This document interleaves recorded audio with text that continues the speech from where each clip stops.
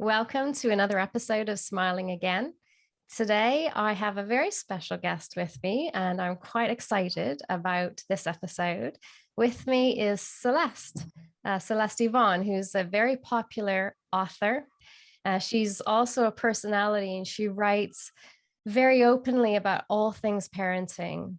And this last year, she had one post in particular called Dear Husband, which went viral to tens of millions of readers around the world.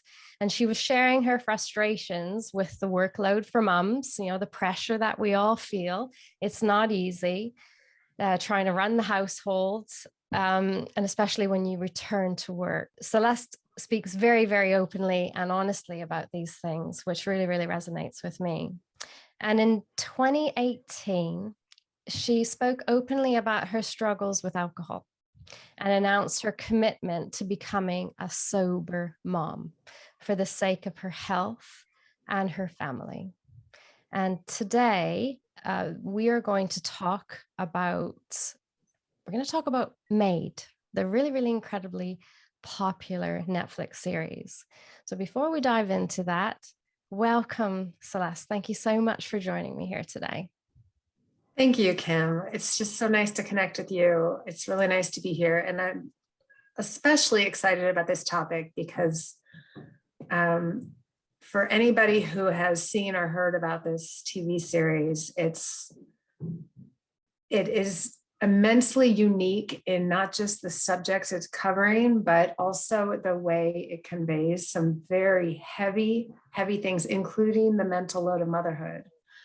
Something I write about quite a bit. So I'm really excited to kind of dig in because there is a lot to cover. There's so much. So now before we go into some of the thoughts here, just one question for you, which I was thinking about was, why do you think it's become so popular? It's not a light subject. It's not an easy watch, is it? In fact, I'm trying to convince my mom to get past episode 1. Like, she watched episode 1. I'm like, you got to keep going, Mom. I know it's heavy. I know it's hard, but it's worth it because it's covering subjects that many mothers can deeply connect with in a way that's never been visually explained or identified in the way it has been. And I think that's what makes it so provocative. The way they are able to convey this main character's, and it's based on a true story, but Alex, the main character, the weight she has on her shoulders of being a mother, of trying to be the best she can be for her child, of seeing the generational cycle coming back into her own life as a parent, of trying to break those generational curses, and then of her just trying to survive the day-to-day of, how am I supposed to be 3 places at once? How do you expect me to have a job and watch my child? These are all conversations that I think, even if we haven't had it with our family or friends, we're thinking it. So the way that the show is able to portray a lot of that is very well done. It's very uniquely portrayed too, and visually. And I think that that's why so many people are talking about it and connecting with the show.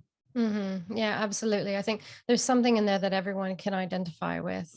Definitely the aspects around motherhood and trying to juggle everything and get it right. One of the things that I got a little bit frustrated about, if I'm honest, is when I hear people talking about Maid.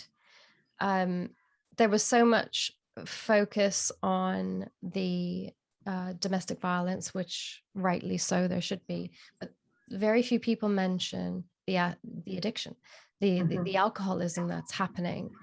And why do you think, I have my thoughts on why do you think that is sort of there in the background, but not really discussed in the conversations that we're hearing people have around Maid?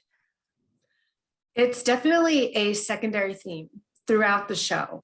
And I like that it's a secondary theme because in so many of our lives, it's just that elephant in the room that it's always there. We always have to deal with it. It's an underlying theme in most of our lives, whether it's our own addiction or a family member's struggle. We kind of just have to work around it. And I almost love that it's not one of the primary themes of the show, because it really spoke to me as an adult child of an alcoholic, that's how I lived my life too. You know, my father's alcoholism was in and of itself its own character in my life's film, but it wasn't the main character. It was just something we had to deal with day in, day out. And I don't know if that was the intention of the way they did the show, or if it was more of, we only have so much time, folks. We can only cover, one subject at a time. But when I look at it like that, I think it's brilliant, because for many of us, alcoholism is a primary character, but for many of us too, it's a secondary character as well. And I think they did that so well. And it's always there. It's always sitting there. And it's never, nobody ever talks about it outright. And that's so true to many of our lives too. Yeah. We didn't have those frank conversations with the alcoholic in our family. You didn't talk about it. You walked around it. Yes. On eggshells.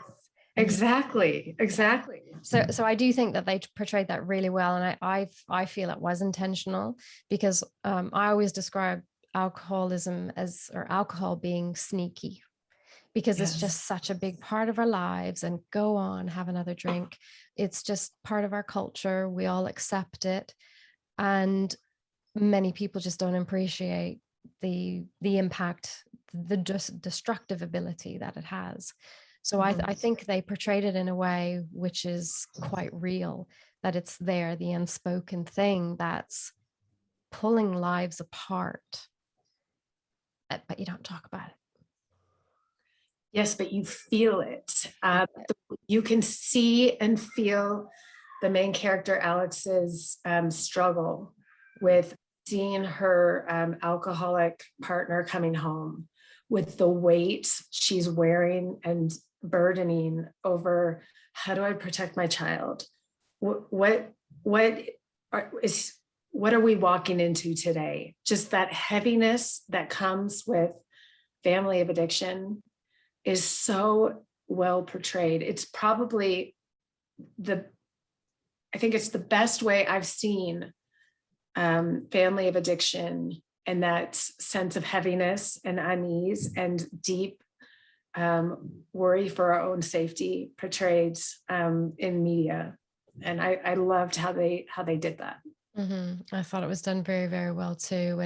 And also the memories and how you perceive things that are happening, the things that you forgot that then come back, because there's just so much stuff that you push away. And that was very, very evident in Alex's character. Now, shall we talk about how it portrayed her thinking? So, God, her mental health and everything that she was going through.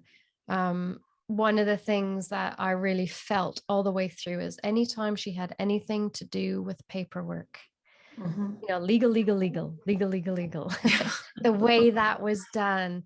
And I think that, I've had friends who have mentioned things like that, and I'm not sure that people understood. I think they took it literally, rather than actually seeing that that's her head just not understanding what she's reading and not having the capacity to cope and to comprehend what's in front of her. Just that feeling of being completely overwhelmed with legal. How did you feel about how that was portrayed? Oh, I mean, it was brilliant. Again, the way that they were able to convey how so many of the things that the main character had to deal with in the situation she was in wasn't in her scope of what she knew or went to school for or was educated in. And yet she's expected to fit into this mold and speak for her rights in the court of law and fight for her child and custody. But how? I mean, logically, it's not possible. And I think it speaks to, some of the problems we have socioeconomically with privilege. And when you don't have the finances to get a good lawyer, how do you get your rights met? How does the system kind of break apart or fall apart for people who don't have the money to get a representative to take care of their rights and needs and advocate for them? The court of law examples is just one way that they portrayed some of the challenges she was facing with also, trying to get government support. The way that they visually show her trying to break down her finances in her head.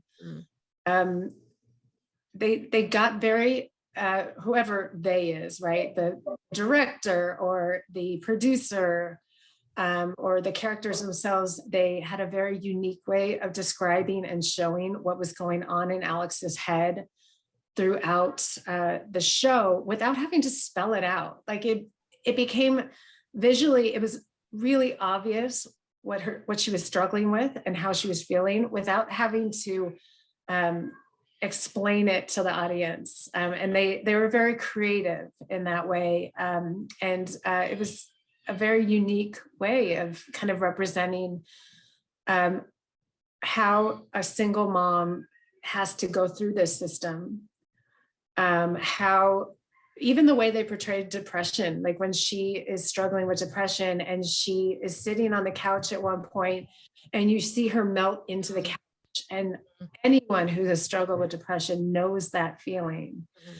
But to visually show that without having to literally say, I am struggling with depression, was brilliant. I mean, they did such a good job representing that. Yeah, it was really, really well done. And some of the things that I could really, really clearly identified with is just the chaos in your head. Yeah. And the doubt that you have over your own actions, which then leads to repeating patterns of behavior. And it's all because of, you're just so foggy and you're just so full of, everything clouds your thinking, everything clouds your judgment and your decision making. It's really hard to get it right when you've got so many important decisions to make and you just can't think clearly because of the state of your mental health. And everyone around you is telling you the right way. What you're doing is wrong. Why can't you trust me? I mean, every single character in this story, they put Alex in a state of distrust because they're human, right? There's no hero in this story. I mean, I guess you could argue Alex is the hero, but even she has her own struggles she's dealing with. But every secondary character in this story has their own demons. And Alex needs to figure out who to trust, how much to trust them. And she still gets burned, like she still gets burned every time. And it's heart-wrenching, but it is so true to life because we're all human.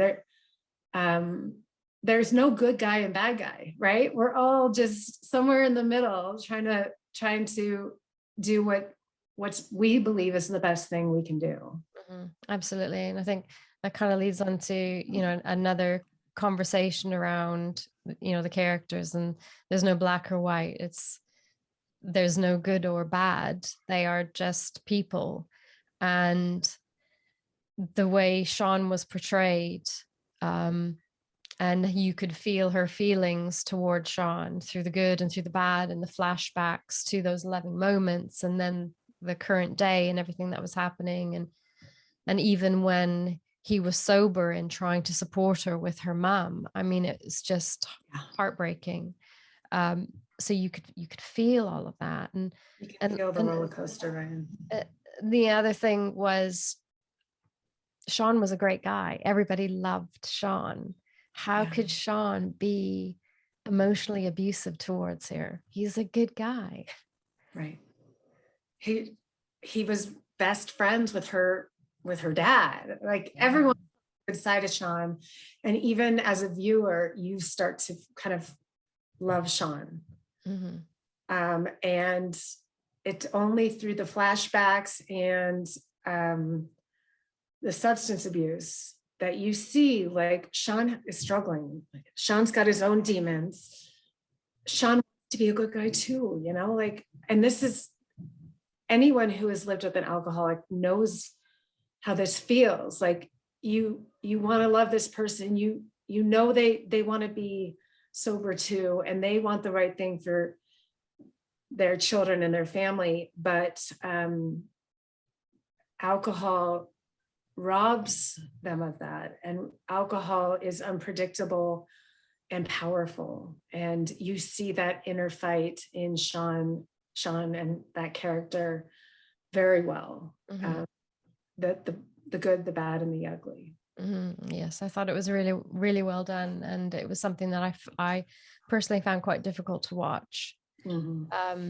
Because in my life, it's my husband who was an alcoholic, and he was an amazing man. He was a loving, good man and a good dad, but he had an illness. He was an alcoholic, and it meant it wasn't always easy, and it was quite difficult a lot of the times, which made it difficult for me to make decisions. And I could see all of that and felt all of that with Alex. So it was quite a hard watch. Now, talking about family, because I think that not just family, just support in general and having a support system around you. I think Maid portrayed that really well. How important the need for support is, the sort of support that she had from her family and friends, or not, the lack of support.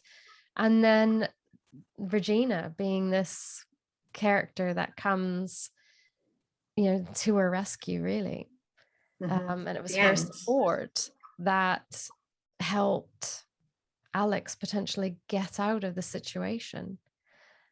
So what are your thoughts on support systems and how that was portrayed? I think that, I mean, again, what an interesting way they did it. Support can be unpredictable, right? Support has layers, when in the beginning, when she's trying to get help from her dad, and we don't understand why she has this wall up, and you don't understand it for many episodes. And it all starts to make sense, right? And you see that, there is years and years of history here. But with Regina too, who we really see a character evolution for her. And we see her own struggles, but in the beginning, some might call her the bad guy. She, I think even Alex referred to hers as the cunt house. Yeah. So there's many layers to Regina too. And then I think about some of the characters, or one of the characters she met at the domestic violence house, who she connected with and she's friends with, and she just disappears, and then bump into each other in a couple episodes, and she's like a totally different person. So I feel like so often, like especially in TV, maybe movies as well, characters and character development are either very plateaued or they evolve upwards. But in Maid, it's a roller coaster. The characters have their good days and their bad days. Alex can count on them sometimes, and other times she can't. And that is so true to life. Again, like it's not always going to be progressing upwards. And there are days when you can count on your family for help and support, and other days you can't. And I think that's another reason why people felt very deeply connected to the show, because it touches on family and friendships in a unique way that we don't often see from the media. Absolutely. Well, that's a good point. And if we mentioned her dad, and the memories that she uncovers about her dad and what her mom had faced with her dad. So if we talk about the generational cycle, the curse, and her determination to break it and to build a better life for her child, what did you feel seeing that portrayed, being a mom, having 2 kids of your own? And we both know that struggle to do the best that we can to protect them and to break this cycle. Yeah, I think one of the biggest struggles when you are trying to do something that you feel like in your gut is the right thing to do, but people are pushing back on you, and friends or family are saying that's not the right answer, or think about your children. It's hard not to keep listening to that intuition and gut. And when it comes to addiction, it adds a whole another element, because you see somebody trying to recover, or they're going through the motions of recovery, and you're thinking, well, maybe things are better now. But ultimately, when Alex, as this character, listened to her gut, it took her to that same place where she started. Wait, I know what I need to do. I know what I need to do for my child. It just took her a really long time to get there. And I think that is very relatable, especially to many of us who are struggling with addiction. Me personally, in my own addiction story, I think I knew a long time ago that alcohol was not the answer. It was leaving me in a worse place than where I started.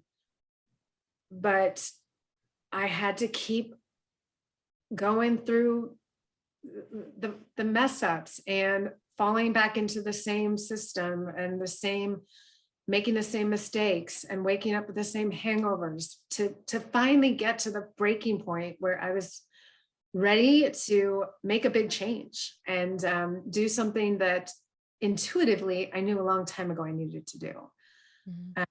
So I think, when you look at Alex's story in Maid, the aim from the very first episode is, I want to break this cycle. I want what's best for my child. And every day it's her trying to figure out what that's going to look like and how am I going to get there. And I think anyone who struggles with addiction feels a similar kind of push and pull internally. Like, what is this going to look like? How am I going to get there? For me, it was, is this a quitting cold turkey thing? Or do I just learn how to moderate? Is this me going into recovery? Or do I just take alcohol out of the equation? Like there becomes so many questions that come from that first choice of, how do I make my life better? How do I improve this life for my family? And you one day at a time, you just start to figure out how this is going to look and how this is going to work to get to that right place and to do the next right thing, which is something in recovery we talk about a lot. Don't worry about what tomorrow is going to look like. Just do the next right thing. And I think that's what Alex is trying to do throughout this whole series. It's, the first right thing that she did is what got her to the last right thing we see at the end of the season. It's all a series of decision making. Yes. And decisions that at the time made sense and right decision for her. And long term, it didn't work out. It's so true, because that's kind of how we all get to where we are today. In hindsight, we shake our heads at some of the choices we made. But at the time, it was the best choice we had. Mm-hmm. Thank you for sharing that. I know that's not easy to talk about these things all the time. The last thing I wanted to touch on, as you are an author and you write so beautifully, Alex was a writer too. How did you perceive her writing through all of this story? Again, the writing was they played it as a secondary theme, which was really interesting because obviously the entire book and then this TV show came from the fact that she was a very good writer. Mm-hmm. I think I'm reading a lot right now about the power of journaling and its ability to open up our insides. In fact, I just listened to a podcast about writing as a means of almost self-therapy the other day. And I think that for me, it brought up all these questions in me. Why do I write? Who do I write to and who do I write for? And I believe that the power writing has is to be able to convey a story or to tell your story without disruption or interruption or somebody skewing it to whatever storyline they want to convey from it, which is something that when you're having a conversation, you can really lose a lot of this, your voice and the point you're trying to make. And it's a way to release an uninterrupted, almost subconscious dialogue that's happening inside of you onto paper. And that is a very unique style of conversation that we don't really have an opportunity to do otherwise, unless we're just talking out loud in the shower, right?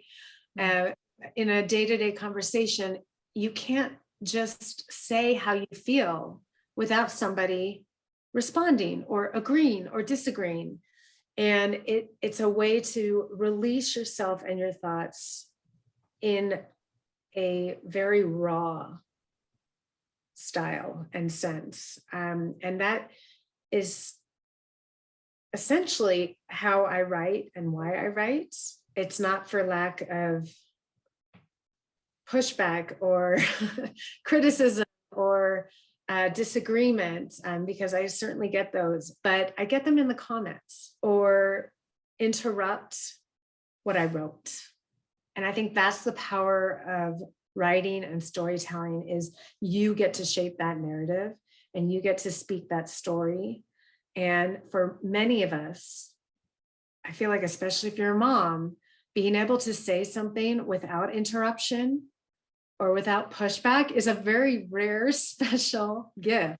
Yeah. And that's why I think so many people talk about the power of journaling to unleash and break through a lot of these chains that we have either built around ourselves or that friends or family or strangers and acquaintances or the general public try to put around us to hinder or to tame us, as Glennon Doyle would say. And storytelling has that power. And the writer of Maid obviously was able to capture that, not only by writing this book, but by including the writing element into this sub-theme. And I think it has a very important message that we can all get from it, which is there is a therapeutic element to sharing our story. There is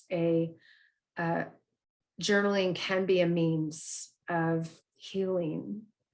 But also, and this is what I believe, us sharing our stories out loud has a way of connecting us in ways we did not even know we were capable. I mean, the fact that you and I are connecting right now and talking just through storytelling, speaks in and of itself.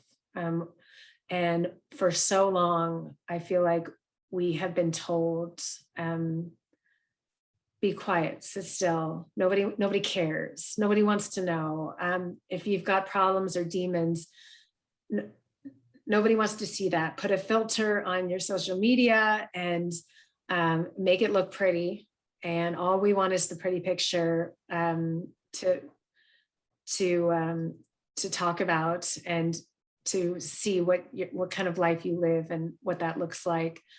And by us revealing these raw stories and telling the truth, we are breaking through so many stigmas, so many stereotypes, and empowering each other. And that's something that Maid has done through the TV series and through the book. And I think that's something we all have the potential to do in our own stories. Absolutely. Probably my best way of working through my healing. It has enabled so much and has led to so many good things happening in my life. And that's why I liked the writing that Alex was doing, because although her writing was different, she was writing stories. She was sort of escaping through those stories, telling the stories of the people that she was seeing. But I still saw it as her way out, her way out of what she was feeling with everything she was experiencing. And then also that ability to go to college and create a better life because of her writing talent.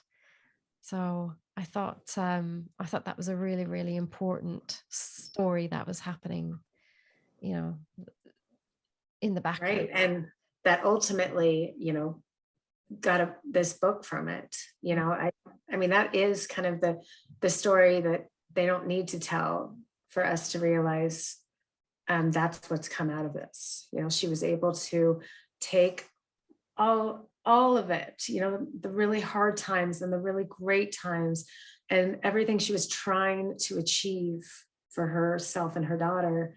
And she was able to turn it into a book that others could read and feel a connection to and see their own stories from within those pages. And what a powerful opportunity that was able to come from some really hard days and some really big struggles. And we're all better for it, right? Now we've got this incredible book and TV show that is bringing us together so we can connect our own stories to them. Absolutely. So with every episode, I always try to leave listeners with one thing that they can take away from the episode. And I think the one thing that I'd like them to take away from this episode is something that rings true for both of us, through your writing, through the stories that I share, is brutal honesty and the importance of being real, open, and honest as your way forward, your way to heal. Is that brutal honesty is critical, I think. Yeah, the unfiltered truth, whatever that looks like, or however you want to convey that, whether it's in a diary or out loud, it doesn't matter, but you have a right to your story and you have a right to tell that story. And it's a gift. It's a gift that no one can take from you. No one can take from you the opportunity to put your story onto paper. That was very eloquently said. Thank you, Celeste. You're welcome. Better than my ramblings. Stop. You're definitely the author. No, I always like to leave on gratitude.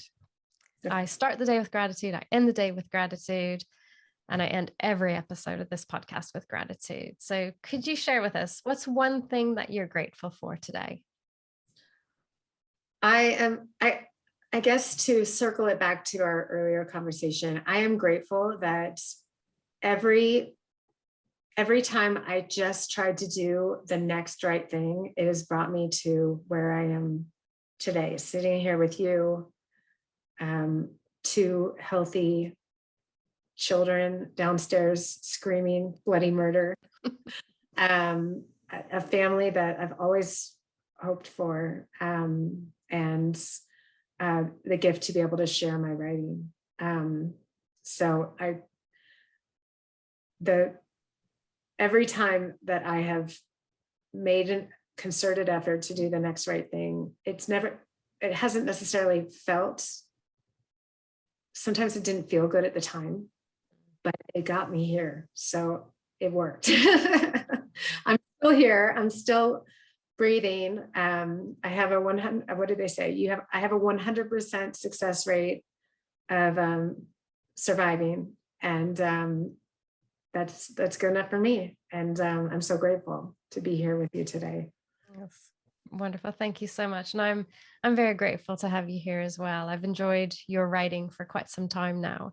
And to be able to sit here and have a conversation with you is this is a good day. This is a really good day. Oh, and thank you, Kim. This is so fun. I love what you're doing. I think what the message that you convey through this podcast is so important. I have a lot of people who write me saying, what about the partner of the addict? How do they get support? And I think this is what you're doing. And it's a gift to so many. Thank you. Thank you very much. I will be posting the links to your blog. I've published a book, so I will let people know about your book. And so everybody look up Celeste, read her words because they're wonderful. And I think that if we all practice telling our story and being more truthful with our story, being brutally honest, I think that's the path to smiling again. Yeah. And on that note, I would like to say thank you for joining me today. And I hope we can do this again another time. Thanks, Kim. You got me. Super.